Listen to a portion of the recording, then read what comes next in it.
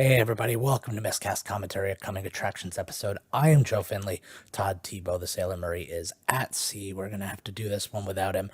A lot to talk about actually this week. I've been doing some looking around and I've been a busy guy myself, so let's get right to it. The first thing I want to talk about, my own YouTube channel, Miscast Joe. I just released a new video where I did a review for a new USB microphone, the EPOS B20 streaming microphone. You can go check that out there, or you can check out the written article that I did for CGM. That's at cgmagonline.com. I'll leave the links below for the YouTube as well as in the show notes for the audio podcast. You should go check it out, though. I've been enjoying doing that stuff, and I've been making more and more videos lately, and hopefully you guys get a kick out of it. Also, more of me, in case you haven't gotten enough. Yeesh. I'm going to be on Dueling Decades next week. If you go to the Dueling Decades YouTube channel, they release the whole episode as rounds each day. So from Wednesday for 5 straight days, you'll get a brand new episode that's between 15-20 minutes thereabouts. And we cover all the best of movies, TV, music, hot products, and news for our given years. My upcoming one, I'm doing 1977. I always find the 70s a real challenge.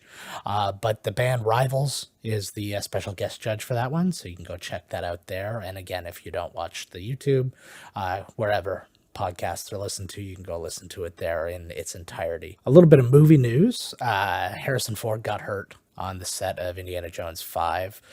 He hurt his shoulder rehearsing a fight scene. It's really funny because I was doing some reading on Temple of Doom where a very similar thing happened, actually. He hurt his back really bad shooting a fight scene in Temple of Doom, and he actually had to go get surgery for, I think it was a slipped disc in his back, and he was evacuated, and they shot without him for a while, and they actually used a stunt double who looked identical to him. So basically they didn't have to cover his face or do any of those silly kind of stand-in shots. They just, from a little bit further away, they just went ahead, and I defy you to find where it is. You'll probably find it. You're smart peoples. But yeah, that was an interesting one. So that's it's going to be slightly reworked, the schedule, but I don't think it's going to cause some kind of gigantic delay, especially with the delays everything was delayed a year. So, I mean, any delay that's going to cause is going to be really minimal. And we're going to be getting so many movies because of that 1.5 year delay that it's not really going to matter anyways. So, there you go. Let the man heal. He's not young. I want to talk about some trailers today, though. We got a couple of new trailers that came out, and I thought I would react to them on here while we were just kind of doing this live. It's just us. The first one we got is the full trailer for Halloween Kills that just came out, and I am jacked for this one. Really looking forward to seeing it. I enjoyed the last one very much. It had more of a similar feel to the original. It was still different enough because it's new and it's whatever, but it felt more like the original than like the Rob Zombie ones did or something like that. He gave me that vibe, not just because Jamie Lee Curtis was there, but Jamie Lee Curtis was a little bit of a Linda Hamilton in this one, being all kind of doomsday preppy or what have you. But no, it was really good. So I'm looking forward to this next one. It's supposed to be brutal, so let us give it a listen.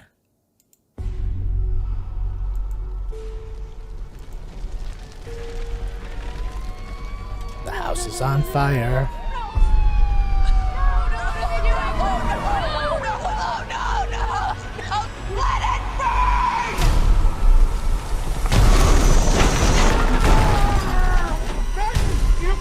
I love that line in the movie.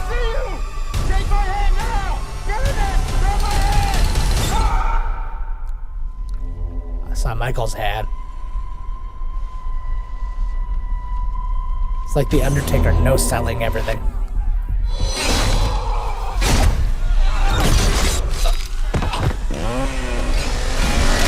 Oh my god! My grandmother was right. God bless you, The boogeyman was Blumhouse. real. It's over. We can't hurt anyone ever again. No one told you. Told me what? Somebody in there? Michael Myers is alive.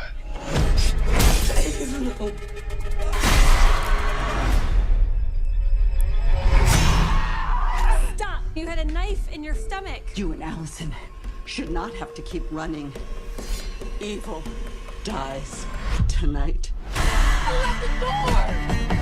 I'm not just gonna sit and watch another innocent person die. If you track Michael's victims, that's a straight line to Michael's childhood home. What do we do? We fight. Let's hunt him down. Michael Myers is flesh and blood.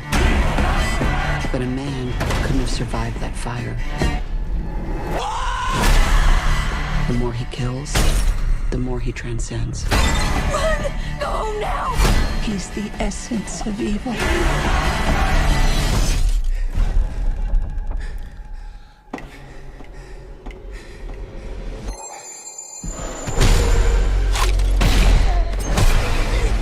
Are they giving away all the kills in this? Do it! Do it! You want your mask? Come and get it! I'm coming for you, Michael.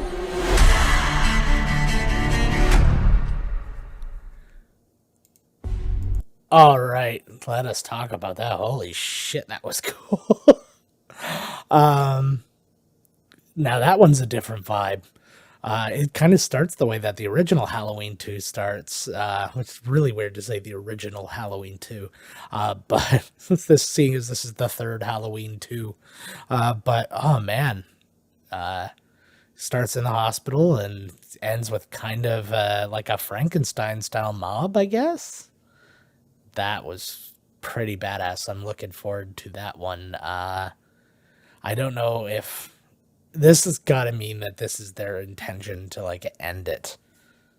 It has that kind of feeling behind it. So it was really cool. I really hope that they didn't like spoil every kill though, because I think like there was like 30 people who got killed in that trailer, and seeing as it's only 2.5 minutes long, either this thing is going to be like just the song "Let the Bodies Hit the Floor" is going to be on the entire time, or or everybody will walk away disappointed because they saw everything in this tiny trailer.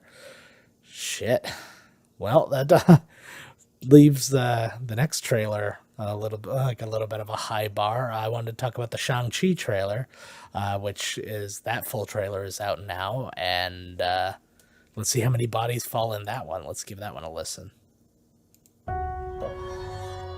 Throughout my life, the 10 rings gave our family power. If you want them to be yours one day, you have to show me you are strong enough to carry them. It's interesting because the Mandarin had like rings, if I'm not mistaken, and these are like You bracelets. are a product of all who came before you. The legacy of your family. You are your mother. And whether you like it or not, you are also your father. I'm feeling like I told my men part Black they Panther, wouldn't be able part to kill Doctor me if Strange they mix. tried.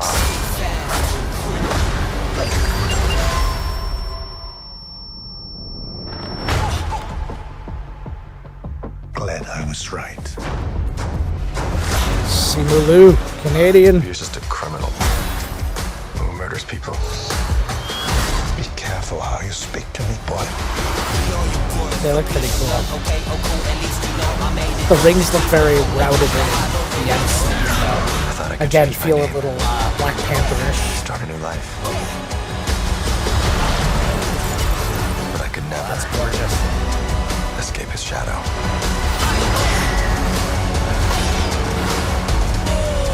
Lion. My son, you can't run from your past.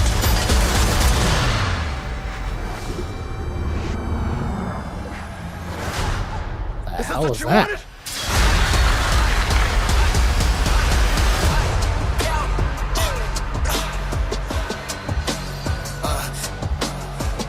You got this. Is that Abomination? Thank you. that legitimately looked like Abomination at the end of that. That was weird. Now that looked cool. It's so deeply rooted in what we know. Like I said, a little bit of Black Panther, a little bit of Doctor Strange, a little bit of Iron Man. So good to kind of evoke those feelings in a movie that, is introducing a new character to us and stuff like that. The humor that Awkwafina is going to bring to it too is going to be important because, again, like that was the thing that really, I don't want to say saved Guardians of the Galaxy because I don't think that it needed it to save it, but it was what kind of just chilled everybody out when they were watching, and they're like, who are these people? This movie's fun and blah, blah, blah. And then you're in. So that's good.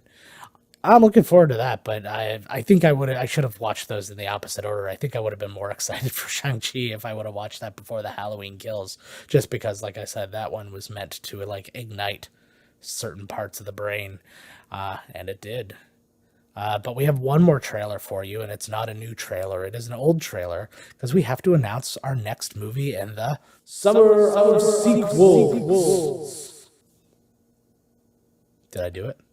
Did it echo? Or did I forget in editing? We'll see. But yeah, we've got a really good lineup. I'm very proud of the lineup we've got for our sequels.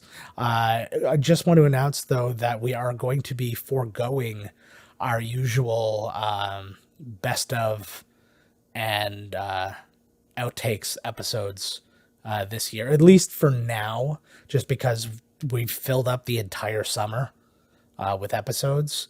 We might find a way to sneak them in there somewhere, at least a few, just as a little bit of a teaser, maybe towards like the end of the year. We'll give you a little bit of that, but especially now when we have a video version, everything's a little bit different. So stay tuned for all that. You'll still get the compilations someday, but right now we're working ahead to a point where we've got movies for every other week right now. So we're going to continue on that, and I might actually have a line on one final sequel that'll actually bleed more into September, but it'll still be before summer is officially over. Be before the 21st, so I'm still trying to get that locked down, though. Stay tuned. But the movie we are doing next, so we did Back to the Future 2 last time. This time we are taking on another fun romp adventure of people who know how to time travel and are teens and know how to party and are pretty sick on the air guitar. Let's all say, station! For Bill and Ted's Bogus Journey. Let's take a look at the trailer. I have a feeling we're about to embark upon a most unprecedented expedition. Once they made history. I must see to it that you die. Now, they are history. Bill and Ted are dead. Welcome to hell. It's the Grim Reaper, dude. How's it hanging, Death? But they're having one hell of a time. This is not what I expected this place to look like at all. We got totally lied to by our album covers, man. Taking in the sights. Not bad, dude. We totally knew a guy got one of those in his bucket of chicken. Making new friends. Excuse us, dude, but is there any way we can get back? You may challenge me to a contest. J7. You have sunk my battleship. Excellent! Best 2 out of 3. What? Enjoying the family. No way! Invading the present. I totally possessed my dad. Battling the future. You're metal, dude! Excuse us, but your shoes are untied.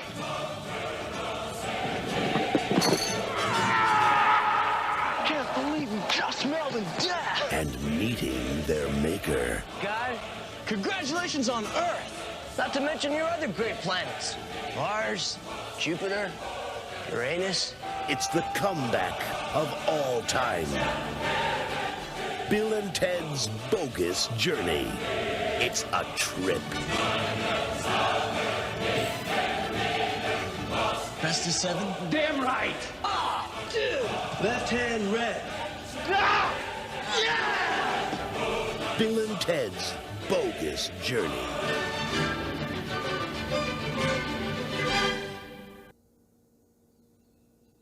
All right. So, Bill and Ted's Bogus Journey. We are taking it on, and it was a lot of fun to record that one. We did a little while ago. I'm trying to think. I think that was the last one we recorded before we were actually allowed to get back together. So I think you'll see that one. And then the next couple that you'll see that we've recorded, we were actually in the same room for the first time in a very long time. So that's going to be exciting.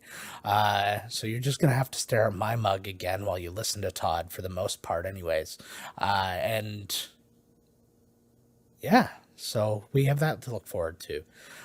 Something that's going on tonight that hasn't happened just yet, but is going to within about an hour of as I record this.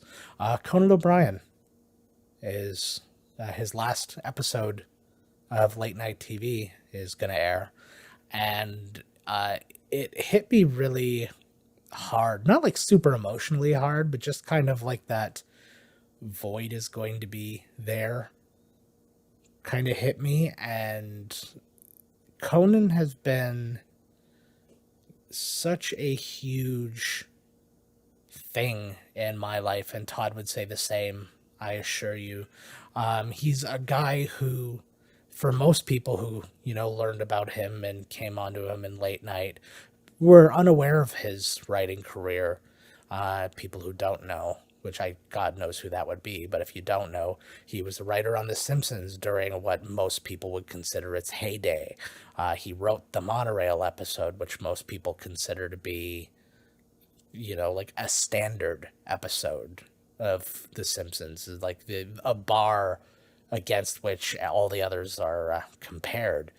And he wrote a lot of other ones too. He's also the reason that Selma's iguana is named Jub Jub. That's an accomplishment in and of itself, I guess. He was also a writer on Saturday Night Live during the, Mike Myers, Dana Carvey, Kevin Nealon, like that kind of time period, and just great stories. And then his late night show, the original late night show, was, in its way, groundbreaking. What Letterman was to a whole generation of people, what Carson was to a whole generation of people, Conan was to our generation. He did it different. He did it his own way. I feel like he had a lot more Carson in him than Letterman. And I feel like comics were more inclined to want to impress Conan over Letterman. I think that Letterman, when he was in his 11:35 spot, it was probably a more viable spot. But most of the comics I love, I discovered on Conan. I discovered Mitch Hedberg on Conan. I discovered Pete Holmes on Conan. I discovered Jim Gaffigan on Conan. Just everybody, Mike Kaplan, who was been on this show. These people had so many nice things to say about him. I've been on Twitter all day and just, person after person just talking about their wonderful times with him and what a great guy he actually was, and how giving he was, and just what a brilliant comedian he was, and their effect on him. And, that same effect on me. It was really funny, the video I saw somebody play. It's a video I've seen a billion times, and it was actually something I got to see live too. The Walker Texas Ranger lever, which was a very popular skit of his, where you just pull a lever and then just some no context Walker Texas Ranger scene would play. But the funniest one, which was Haley Joel Osment was in it, and he's standing next to Walker, and an old man asks him a question, he answers it, and then he just pauses and looks up at Walker, and then looks back at the old man and says, "Walker told me I have AIDS." That's the scene. And then Conan takes that 15 seconds and then creates like a 4-minute reaction out of it that just makes it all the comedy in the world. I mean, just some of my favorite moments where he kisses Rebecca Romaine and then he has this freak out on stage where he like slams the chair down and he's just going crazy. That was a wonderful one. Any field piece he has ever done, I suggest you go to, I think it's still up and running, Conan25.com. It's got, I think it's like 100 of his field pieces, if not more. It might be all the field pieces, if I'm not mistaken, but everything he ever did when he went to Ireland was genius. When he went to the Guinness, was it the Guinness factory? I believe so. He went to some Irish step dancing place at like a community center. All of his Conan Without Borders. What else? When Andy went to Woodstock, and I could go on forever. I could just gush and gush and gush, but Todd and I used to discuss him at length and just laugh and re-laugh at the things. We'd both be watching it the night before, and then we'd be talking about it the next morning and laughing just as hard as when we saw it the first time. His old like channel surfing sketch where it was like the inappropriate channel, and the rock star played by Brian Stack. So something really inappropriate would happen. The guy would say, "This is good coffee," and the next guy would go, "Thank God for Saddam Hussein," and then the guy would just rock out, go, "Inappropriate," and just stuff like that. It was just, it was ridiculous. And when you try to explain it to somebody else who doesn't just get it and doesn't know Conan like the other fans do, you explain that stuff to them and they just think that you're ridiculous. You're just, what are you talking about? But we all got it and we knew, and he spoke to us in a way that, I don't know, somebody put it really well today. I don't know who it was. Conan was something that you could claim for yourself. So I think I started watching him probably around his second year, only because I'm of the age where it's like I wasn't watching late night television when I was like 11 and 12. But around 13, you would fall into it from time to time. And that's where I came across him, and I'd see random like chunks of him and stuff like that. And it was just, everything was just always so out there. Like Triumph the Insult Comic Dog couldn't happen on Leno. The masturbating bear wouldn't happen on Letterman, and even the new guys today, they all are their own things now, but it feels very homogenous.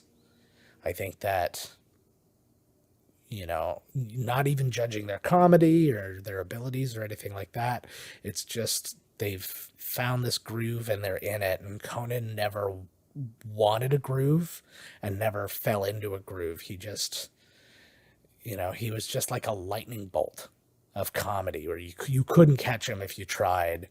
And I'm going to miss having him on TV all the time. Now, I remind myself, and I remind everybody else, that he's not retired. He's going to be doing a show on HBO Max, I believe it is, or HBO, just period. But my understanding, or at least my original understanding, we talked about this a long time ago on another Coming Attractions episode, was that he was going to be splitting up a lot of the things that he was doing and producing them as separate things. Like they were talking about doing a completely separate Clueless Gamer thing, which may have fallen through, but I don't know. He wants to continue Conan Without Borders, so I imagine that HBO will help let that happen. That's something that they can fund at a more grand level than TBS could, so he'll be able to do more of them in a year if that's what he wants to do. But I really don't know what he's going to do in the end. I mean, those are things they talked about, but who knows? Maybe he'll do some of that and some of like what Letterman's doing, where he has like the sit down interviews. Maybe Conan O'Brien Needs a Friend becomes like a show just beyond a podcast. I highly recommend too, by the way. I just listened to the John Krasinski episode of that. Best story ever of how somebody treats an intern. I'll just say at one point, Conan put John Krasinski, a young boy, John Krasinski, into a wall in a funny way. Don't worry, he wasn't being an asshole. But just the story. And as they tell it, like, it would sound awful to just hear this story, but to hear John Krasinski tell the story as the person who experienced it, you hear the kind of just sheer joy of it. And man, I don't know, it's tough. It's, I've been remembering back over the last couple of weeks, and I thought about, one of the first things that really like brought me to like tears, as far as like a nonfiction kind of thing for TV or movie or what have you. There was the last episode when Andy Richter left late night. And I remember, like, it was sad and it was whatever, and I wasn't reacting in any kind of way while the whole episode was going on. They were playing a lot of his greatest moments, and I'm like, oh man, great moments, blah, blah, blah. And then right at the end, Conan was saying something nice about Andy, and you just hear a little, just the smallest little catch in his voice that you can hear he's stopping himself from crying. And the second I heard that, just waterworks. And I don't know, I'm so deeply ingrained, and so many people, this is not me claiming him for just me.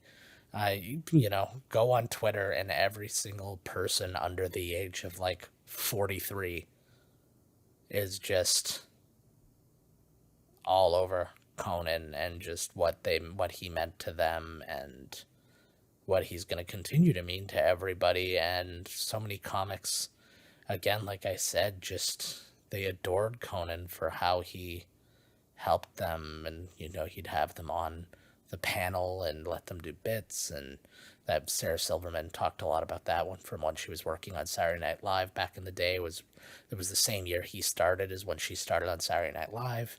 So you owe it to yourself to kind of like float around on the internet this weekend, even if you're just in the bathroom, and just find some, favorite Conan stories of people and stuff like that. It's well worth it. But on that, I'm gonna say goodnight. Say thank you again to Conan and to Andy and everybody who's ever been involved in the show. Brian Stack, John Glazer, even Louis C.K. I know, but he had a big part in it. Robert Smigel, Dino Stamatopoulos, Starburns from Community, if you didn't know, but he was a writer on Conan in the original, in the old days. I said the Brian Stack and all them. Amy Poehler was on the show back in the day as like an actress. Andy Daly was on a bunch of stuff. Chris Gethard did stuff. Like, these are all people who, just mean everything. And then when you hear about, again, the interns, so John Krasinski was one. Who else was? Angela Kinsey from The Office and Allie Kemper from The Office were all interns on Conan. I had heard at one point Mindy Kaling was too, but I don't believe that that's true. I haven't seen anything that actually verified that. But, it also makes sense, though, because these are people, like, he was very close friends and still is very close friends with Greg Daniels, who created The Office. So, it's a good way to get in, I guess. But just my thanks to everybody on that show, and, bless them and whatever they're doing. It sounds like everybody with the show still has a job. I don't really know. I guess Andy doesn't. We'll see. But it's, it's a real bummer, and I hate to end on such a bummer, but we gotta end somewhere. So, as always, find us at miscastcommentary.com. Email us podcast@miscastcommentary.com. On Twitter, we're at miscastpodcast. I'm at Joe. On Twitter, we're at miscastpodcast. I'm at miscastjoe. Todd's at miscasttodd. Don't forget to check out my YouTube. Like I said, you can search miscastjoe and find me there. TikTok, we're on now at miscastcommentary, and I'm at miscastjoe there.